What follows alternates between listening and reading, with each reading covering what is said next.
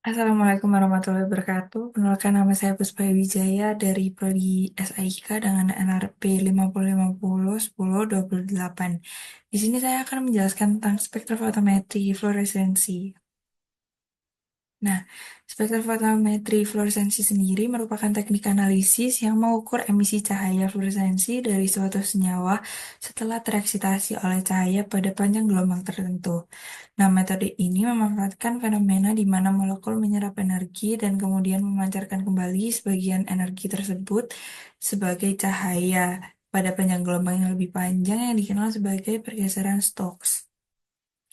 Nah, prinsip dasar dari spektrofotometri ini yaitu eksitasi, relaksasi vibrasi, dan emisi fluoresensi. Nah, molekul dalam sampel menyerap foton dari sumber cahaya, biasanya dalam spektrum ultraviolet atau tampak, yang menyebabkan elektron dalam molekul tersebut berpindah dari keadaan standar ke keadaan tereksitasi. Nah, hal ini biasanya disebut sebagai eksitasi. Nah, dari eksitasi ini yang biasanya dipengaruhi adalah absorbansi. Dari eksitasi sendiri, molekul mengalami relaksasi vibrasi di mana energi berlebihan dilepaskan sebagai panas sehingga molekul mencapai tingkat energi terendah dari keadaan tereksitasi.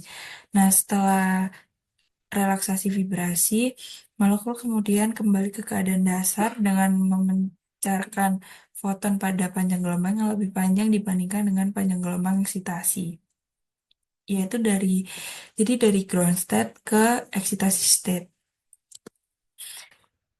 Nah, biasanya spektrofotometri fluoresensi ini digunakan dalam spektrofotometer fluoresensi sendiri.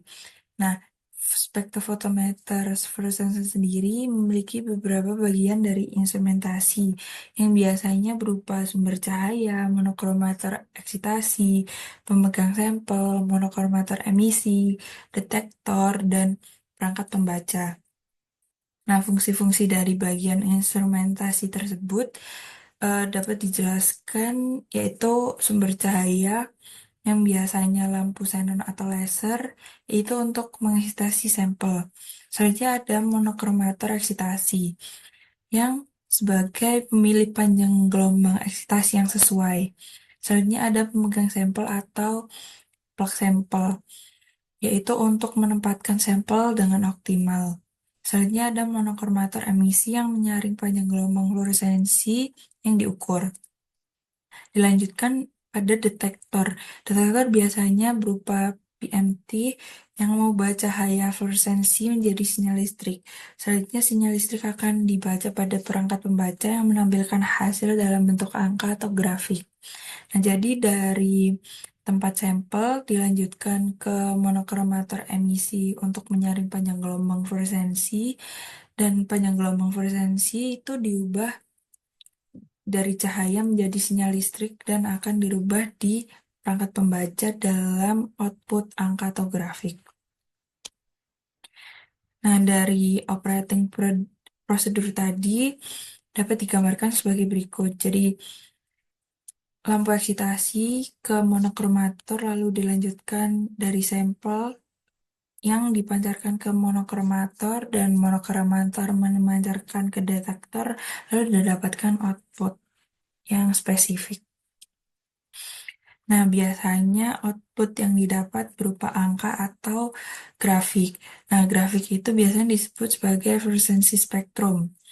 Nah, grafik yang menunjukkan intensitas cahaya yang dipancarkan oleh suatu zat sebagai fungsi dari panjang gelombang setelah menyerap cahaya atau radiasi elektromagnetik biasanya disebut dengan fluoresensi spektrum.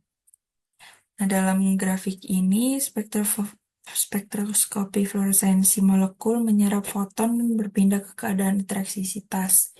Saat kembali ke keadaan dasar, molekul memancarkan cahaya dengan panjang gelombang lebih panjang, yang biasanya disebut sebagai fluoresensi.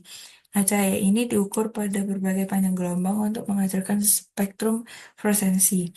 Nah, spektrum fluoresensi sendiri memiliki puncak atau peak pada panjang gelombang tertentu yang menunjukkan transisi elektronik unik dari molekul. Perbedaan panjang gelombang antara eksitasi dan emisi disebut Stokes shift. Jadi perbedaan panjang gelombang dari dua grafik biru dan ungu ini disebut Stokes shift yang terjadi karena sebagian energi hilang dalam bentuk panas sebelum molekul memancarkan cahayanya. Nah, dari grafik ini, dari fluorescence spektrum ini, sumbu X terdiri dari panjang gelombang. Nah, sumbu Y terdiri dari intensitas sendiri. Nah, faktor yang mempengaruhi spektroskopi ini, yaitu yang pertama ada pH dan pelarut. Nah, perubahan pH dan kepelarutan pelarut mempengaruhi ionisasi dan sifat fluoresensi fluorofor. Nah, selanjutnya ada suhu. Nah, jika suhu tinggi, suhu akan meningkatkan peluruhan non-radiasi dan mengurangi intensitas fluoresensi. Nah, selanjutnya ada photobleaching. Nah, paparan eksitasi berlebihan menyebabkan degradasi fluorofor. Nah, selanjutnya ada quenching. Nah, molekul tertentu dapat mengurangi fluoresensi melalui transfer energi atau tumbukan. Nah, yang terakhir ada struktur molekul. Nah, struktur molekul mempengaruhi molekul kaku lebih fluoresens dibandingkan yang fleksibel. Nah, spektrofotometri fluoresens ini digunakan dalam berbagai bidang aplikasi.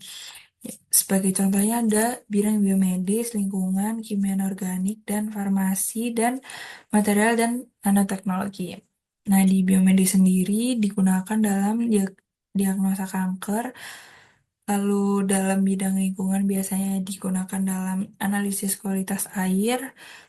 Nah, lalu dalam bidang kimia anorganik digunakan dalam penentuan kadar ruthenium dalam campuran logam atau boron. Nah, dalam bidang farmasi dilakukan dalam studi interaksi protein obat. Dan yang terakhir dalam bidang material dan nanoteknologi biasanya digunakan dalam karakteristik atau karakterisasi material canggih seperti quantum dots dan polimer. Nah, ini merupakan kelebihan dan keterbatasan dari spektrofotometri ini. Nah, dari kelebihan sendiri, spektrofotometri ini yaitu sensitivitas tinggi. Jadi, spektrofotometri ini mampu mendeteksi konsentrasi analit yang sangat rendah.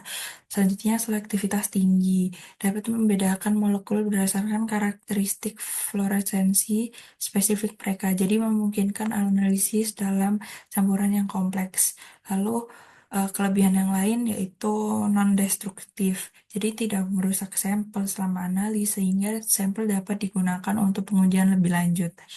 Nah, keterbatasan dari spektrofotometri ini yaitu terbatas pada material fluorescence, lalu interferensi latar belakang, selanjutnya ada quenching dan efek filter internal, lalu spektrofotometri ini mempengaruhi lingkungan dengan fotostabilitas rendah dan toksisitas.